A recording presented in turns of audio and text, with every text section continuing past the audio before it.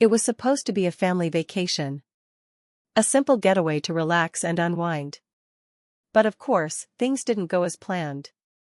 When we finally arrived at the hotel, my parents casually informed me that I'd be sleeping on the couch so my little brother, Jake, could have the bed. I raised an eyebrow, a smirk tugging at my lips. "That's funny," I said, leaning back in my chair. "Because I booked the penthouse suite." For a moment, everything went silent. The receptionist paused, her fingers still hovering over the keyboard, as my parents' faces dropped. They hadn't seen that coming. And neither had Jake, who, for once, wasn't the golden child. My dad blinked, trying to process my words. "What do you mean you booked the penthouse?" "Oh, it's just what happens when you actually work hard and don't just get everything handed to you," I said, savoring the moment.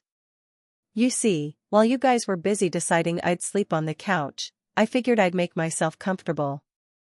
The receptionist, clearly caught up in the tension, cleared her throat and glanced at the computer screen. "Ah, yes," she said, confirming my reservation with a smile. "We do have a reservation under your name, sir. And you're in the penthouse suite." I could almost hear the collective gasp from my parents. "And Jake?" Well, he looked like he was about to throw a tantrum. The tables had turned. It was finally my turn to be in control. Growing up, I was always the one left in the shadows. My younger brother, Jake, was the golden child, untouchable, adored, and always given the best of everything. Every birthday, every Christmas, every holiday was a spectacle for him. Expensive gifts, extravagant parties, and cakes big enough to feed an army. But for me? A grocery store cake and a half-hearted happy birthday. No one cared enough to make it special. And when it came to school and college, well, that was a whole other story. My parents threw every string they could pull to send Jake to the best schools, sparing no expense. They wanted to make sure he had every opportunity handed to him on a silver platter. Me? I had to scrape by. I worked part-time jobs, took out loans, and did whatever it took just to get by. It was always Jake first, his wants, his needs, his future. And when it came to me? I was an afterthought. I spent years swallowing my pride, never daring to speak up, always taking the back seat. But here's the thing about taking the back seat for too long, you eventually get tired of it. You start to realize you've been given nothing but scraps while someone else gets the feast. And let me tell you, after 27 years of that, I was done. I wasn't going to play that role anymore. Before I share what happened next, the moment that made my entire family's jaws drop, I want to connect with you, my amazing viewers. Where are you watching from? Drop your country's flag in the comments below. And if you've ever had to fight for something you believe in, hit that like button, because this story is just getting started. One night, while my parents were making plans for our trip to New York, I overheard something that hit me like a ton of bricks. I was just sitting in the other room when I heard my mom's voice, low and uncertain. "We don't have enough to book the suite," she said, her tone edged with frustration. My dad, never one to let things slide, replied without hesitation, "Then we'll just put him on the couch. Jake needs a proper bed." It was like a switch flipped inside me. I'd had enough. I was 27 years old, working a steady job, making decent money, and for the first time in my life, I had the power to change the narrative. I didn't have to keep accepting the leftovers, the scraps. This time, I was going to take control. In that moment, I made a choice. I was done being the second choice, the afterthought. If they thought I was going to quietly sleep on a couch like some forgotten guest, they were about to be in for a huge surprise. The very next day, I took matters into my own hands. The family vacation to New York City? I made sure it was on my terms. I booked the hotel room, not just any room, but the penthouse suite, the kind of place that would make my parents' jaws hit the floor. When the day finally came, we arrived at the hotel, a luxurious 5-star place right in the heart of Manhattan. As we stood at the check-in counter, I could feel the tension building. My mom casually handed the receptionist her credit card, announcing, "We have a reservation under Taylor." The receptionist typed for a moment, then looked up, confused. I'm sorry, but we don't have any reservations under that name. I could see my mom's smile falter, her eyes flicking nervously to my dad. Then, I leaned forward, enjoying every second of this. That's because I made the reservation, I said, pulling out my phone and showing them the confirmation email. See, I heard your conversation last night. And guess what? I figured if I was going to be on this trip, I might as well be comfortable. The receptionist gave me a knowing smile. Ah, yes. We do have a reservation under your name, sir, she said, her tone now more official. You're in the penthouse suite. The room went silent. My mom's jaw dropped, and my dad just blinked, stunned. Jake looked like he had just been punched in the gut. This was it. The moment everything shifted. I was finally the one holding the power. The one in control.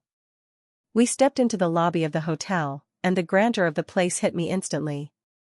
The kind of luxury I knew my parents would never choose for themselves, this was my doing. I could almost feel their discomfort as they glanced around at the elegant chandeliers, the marble floors, the staff dressed in crisp uniforms. It wasn't their world, but it was mine now. I had created this moment.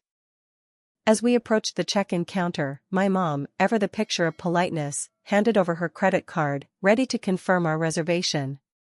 We have a reservation under Taylor, she said casually, as if this was just another one of our family vacations. But the receptionist didn't seem so sure. She typed away for a moment, then paused, glancing up at us with a slightly confused look. I'm sorry, but we don't have any reservations under that name. My mom's smile faltered instantly, but she quickly recovered. That's impossible. I booked the executive suite weeks ago, she insisted, her voice tight with unease. But the receptionist remained calm, tapping the keyboard a little longer, before finally responding with an answer that sent a jolt through the room. I'm sorry, but we don't have a reservation under your name, she repeated. I could see the panic starting to rise in my parents' eyes, but I knew exactly how to play this. I leaned forward, letting my smile widen just enough to let them know I was in complete control. That's because I made the reservation, I said, enjoying the way their faces froze in shock. Without skipping a beat, I pulled out my phone, turned it towards them, and showed them the confirmation email. See, after I overheard your conversation last night, I figured I'd take care of things myself. The receptionist glanced at the screen, then back at me with a smile of recognition. Ah, yes. We do have a reservation under your name, sir, she said, her tone now respectful. And you're in the penthouse suite. The silence that followed was almost deafening. My mom's jaw dropped, and my dad just stared at me, as if trying to piece together what had just happened. I could feel Jake's eyes on me, his irritation boiling over. It was hard not to savor every second of their shock. I held my ground, not even trying to hide my satisfaction. Yeah, that's right. The penthouse suite. And I figured, if I was going on this trip, I might as well be comfortable. The receptionist, clearly aware of the tension now surrounding us, smiled politely. The penthouse suite comes with a master bedroom, a secondary bedroom, a full living area, and a private terrace with a view of Central Park. I could see the gears turning in my parents' heads. They were speechless. And Jake? Well, he looked like he was ready to explode. The reality of what I had just done was sinking in. I wasn't the quiet, passive sibling anymore. I had the power. And they couldn't do a damn thing about it. As we made our way up to the penthouse, I could feel the tension in the air, thick and suffocating. My parents walked behind me, not saying a word, but I could hear the soft shuffle of their footsteps, the unspoken words hanging between us. Jake, of course, was doing his best to hold it together, but I could tell he was already fuming. The resentment was written all over his face. For the first time in his life, he wasn't getting what he wanted. And he wasn't handling it well. We reached the door to the suite, and I couldn't help but savor the moment. I unlocked the door and stepped inside, the cool air of the room greeting me like an old friend. The view from the terrace was breathtaking, Central Park sprawled out before me, the city's skyline towering in the distance. The luxury of it all, the space, the comfort, it was mine. Finally. And as I walked further into the suite, I felt a sense of satisfaction that I hadn't felt in years. But it didn't take long for my parents to follow me in, their discontent palpable. The door slammed shut behind them, and immediately, my mom spoke up, her voice tight. "This is ridiculous, Alex. You can't just take the best room." I turned to face her, keeping my tone calm, almost bored. "Oh, I can, actually. I booked the room, I paid for it, and now it's mine." Jake crossed his arms, a sneer creeping onto his face. "You can't be serious," he muttered, his voice dripping with disbelief. "This is a family trip. We're supposed to be together." I raised an eyebrow. "Together? Funny, I don't remember you guys worrying about that when you decided I'd be sleeping on a couch." The words hit hard, and for a moment, I could see my parents faltering, unsure of how to respond. My mom opened her mouth to say something, but I cut her off. "No one is sharing my bed. That's not happening. You guys can figure out where you want to sleep. Maybe the secondary bedroom, or the couch. Your choice." Jake scowled, the frustration seeping through his facade. "This is so unfair. You're just being petty." I couldn't help it, I laughed. A short, bitter laugh that seemed to echo in the silence of the room. "Petty? Oh, you have no idea how petty I can be. You've spent your whole life getting everything handed to you, without ever having to fight for it. It's about time you learned what it feels like to be second place." My dad finally spoke, his voice low and strained.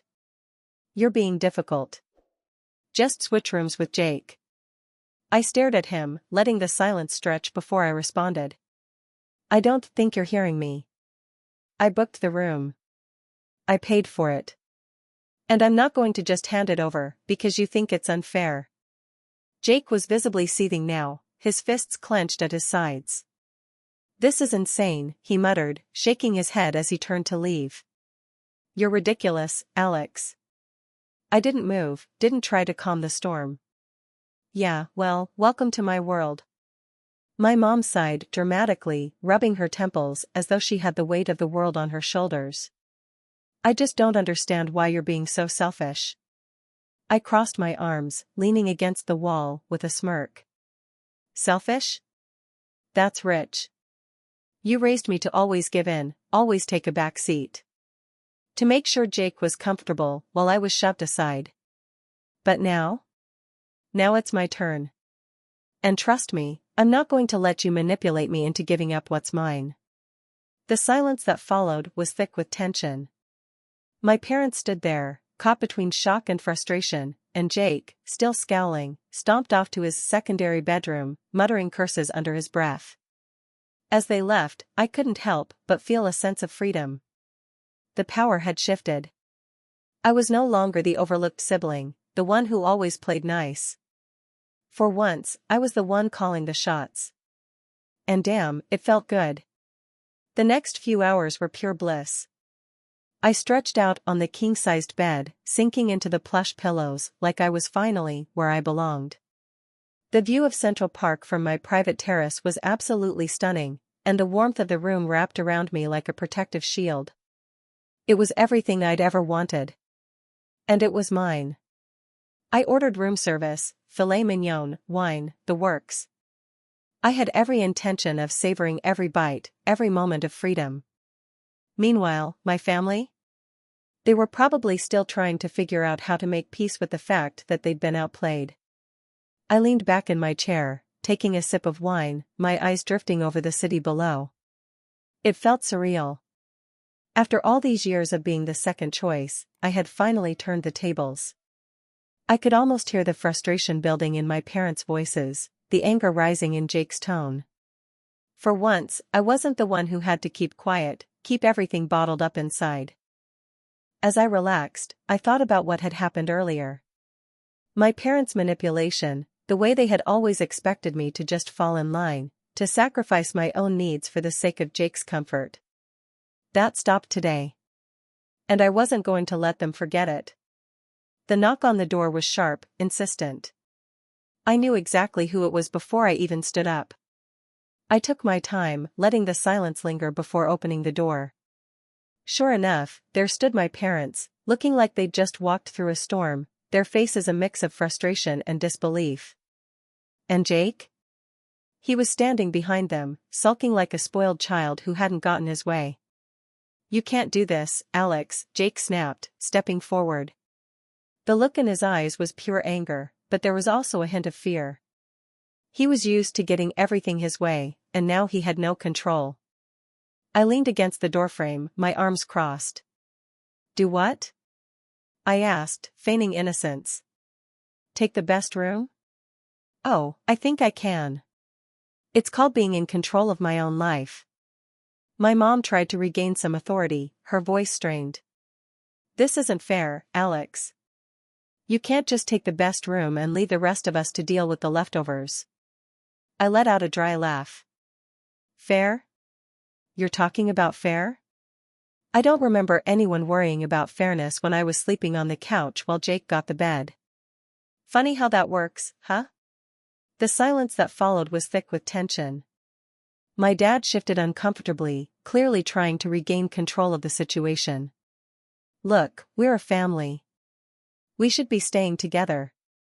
I took a slow step forward, letting my voice drop, calm but firm. "A family? Is that what we are?" Because, last I checked, being a family didn't mean I always had to take the back seat. It didn't mean you could just decide my comfort didn't matter. Jake scoffed, his face twisted in frustration. "This is insane. You're acting like a child." I didn't flinch. "You have no idea what it's like to always be second place. To always get the scraps while someone else gets everything handed to them. But guess what, Jake? I'm done with that. I'm done being the afterthought. This is my moment, and I'm not giving it up." My dad sighed, rubbing his temples, looking worn out. "Why are you making this so difficult? Why are you acting like I owe you anything?" I shot back. "You shoved me onto a couch and treated me like I didn't matter. But the second the tables turn, you want to play the victim? No, I'm not falling for it anymore." The anger in Jake's eyes flared up again, but I wasn't backing down. "This isn't just about the room, is it?" I said, looking between them. "This is about you losing control. You've been calling the shots my whole life, but not anymore. Not today." Jake threw his hands up in defeat, muttering under his breath as he stormed off to the secondary bedroom, slamming the door behind him. My parents didn't have much to say either. They were defeated, their manipulation exposed. I stayed in the suite, basking in the power I finally held. No guilt. No hesitation. Just a deep sense of satisfaction that I had finally taken control of my own life. I had done what they always expected me to do, what I always did, swallowed my pride, kept quiet, and put up with their treatment. But now, the tables had turned, and I wasn't going to let them forget it. For the first time in my life, I felt like I was truly free. Free from their expectations. Free from their manipulation. And it felt damn good. The next morning, I woke up feeling like I had just won a battle. The bed was perfect, comfortable, spacious, and all mine. The view from the terrace still took my breath away, and I stretched out with a deep breath, savoring the freedom that came with taking control of my life. The whole night had been a quiet victory. But I knew they wouldn't let it go that easily. No, my family wasn't going to roll over and accept defeat without putting up one last fight. When I walked into the hotel restaurant for breakfast, I could feel the tension before I even saw them. My parents were already seated, looking like they had rehearsed their lines, the breakfast spread in front of them untouched. Jake sat stiffly at the table, his eyes narrow, lips pressed together in a thin line. They were all waiting for me, trying to force a semblance of normalcy into a situation that was anything but. I sat down, deliberately taking my time. The sound of the chair scraping against the floor seemed louder than usual. I made no attempt to hide my smirk as I greeted them. "Morning." My dad cleared his throat, his voice low and guarded. Look, let's just cut to it, he said, clearly trying to regain some semblance of control. We think it would be best if we rebooked a larger suite. Something that works for everyone. I raised an eyebrow, resisting the urge to laugh. Something that works for everyone? I repeated. Funny, I thought that's what we already had. You know, the penthouse suite I booked? My mom jumped in, her voice a little too sweet, a little too controlled. We were thinking that if we pool our money, we can upgrade. That way, we all have a space to be comfortable. I stared at her for a moment, the words hanging in the air between us. She wasn't fooling anyone. I had already seen through their plan. This wasn't about making things comfortable for all of us. It was about getting back into control, about trying to make me feel guilty for something I had every right to do. I sipped my coffee slowly, letting the silence stretch out. How much are you putting in? I asked, my voice casual. They both went quiet. My dad shifted uncomfortably in his seat, and my mom looked down at her plate, avoiding eye contact. It was the answer I already knew. They didn't want to contribute. They wanted me to foot the bill, to keep carrying their burden. Finally, my dad sighed, rubbing his temples. We were hoping you'd cover it, he said, clearly defeated. I nearly spat out my coffee. I could feel my blood boiling, the unfairness of it all washing over me again. You've got to be kidding, I said, laughing, though the sound was sharp, more bitter than humorous. So after all this, you want me to pay for a bigger suite? After everything, you think I owe you that? Jake shifted in his seat, clearly uncomfortable with the direction the conversation was taking. It's not a big deal, he muttered, looking at his plate. You've already spent money on the penthouse. Just help us out. Help you out? I repeated, leaning forward, my eyes narrowing. You've spent your whole life getting everything handed to you. Why should I keep paying for your comfort? You don't get to make me feel guilty for not giving in this time. My mom sighed, her tone shifting to one she had always used when she tried to guilt-trip me into doing what she wanted. Alex, this whole thing has gotten out of control. We just want to fix it. Please, can't we just come to a compromise? I shook my head, standing up from the table. A compromise? You want a compromise now? I let out a dry laugh. Funny, I don't remember any compromises when I was stuck on the couch, watching you two treat Jake like he was the only one who mattered. No, this isn't about compromise. It's about control, and I'm not giving it to you anymore. My dad huffed, clearly frustrated. Why are you making this so difficult? I took a deep breath, my voice cold. Because it's not difficult. It's simple. You raised me to always put Jake first. To always sacrifice my own needs for his. But I'm done. I'm done with being the afterthought. If you want a bigger suite, you pay for it. There was a long, painful silence as they processed what I had just said. Jake pushed his plate away, looking angry, while my mom continued to rub her temples, defeated. She was used to having things go her way, and she didn't know how to handle someone standing up to her. Finally, my dad stood up, looking like he was about to explode. This is ridiculous, he muttered under his breath, throwing down a few bills on the table as he stormed out. I didn't follow. I didn't care. I walked out, leaving them behind, knowing they wouldn't get what they wanted this time. This was my victory, and I wasn't about to let them take it from me. I knew they wouldn't let it go. That's just how they were, always finding a way to worm their way back into control, no matter how hard I fought for my independence. And sure enough, as I walked out of the restaurant, I could feel it, their eyes on me, the silent promises of manipulation hanging in the air. But this time I wasn't going to let them have the last word. It was time to take things up a notch. I strolled back to the penthouse with a smirk on my face, my mind racing with ideas. I was going to show them what it really felt like to be on the receiving end of manipulation. They wanted control? Fine. I would give them a taste of their own medicine. I made my way to the concierge desk and leaned in, my tone casual but filled with a quiet sense of power. I'd like to arrange a full spa day, I said, my lips curling into a grin. Massage, facial, the works. The concierge smiled politely, clearly unaware of what was coming. Of course, Mr. Taylor. Is there anything else I can assist you with? Oh, and can you charge it to my parents' room?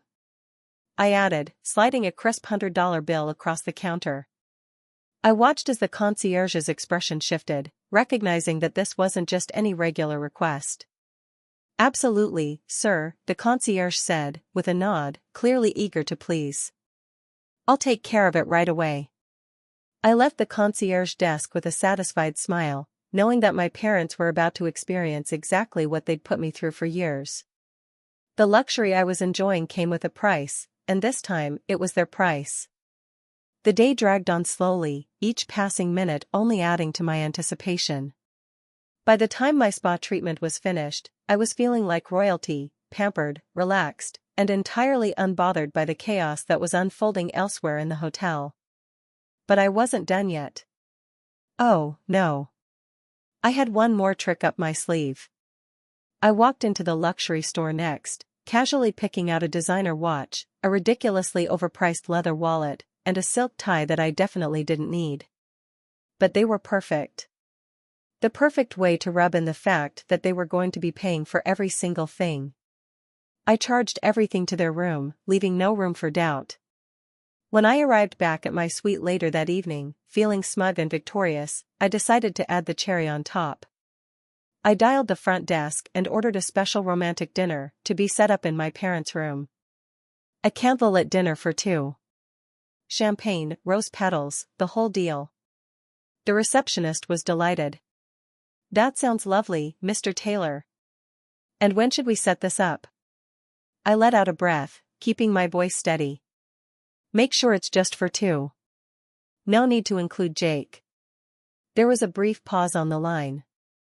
Understood, sir. We'll take care of everything. As I hung up, I felt a sense of satisfaction wash over me. My parents had been so focused on controlling me, treating me like the second-class citizen, always expecting me to cater to their needs. Now, it was my turn. I couldn't wait to see the look on their faces when they realized just how far I'd gone. Later that evening, my phone buzzed with a text from my mom. Mom, why is there a romantic dinner in our room? Where's Ryan's meal? I smirked as I read it, my fingers already typing a response. Oh, sorry. I thought since you always put Jake first, you'd enjoy some time alone with him. The silence that followed was delicious. It didn't take long before the hotel manager called me, his voice polite but strained. Mr. Taylor, your parents are at the front desk, asking about the charges on their room. I leaned back in my chair, savoring the moment. Tell them I hope they enjoy their treats, I said coolly. And make sure they can't reverse the charges. After all, they told you they were handling my room situation, right? There was a brief silence, then the manager chuckled softly. I'll take care of it, sir.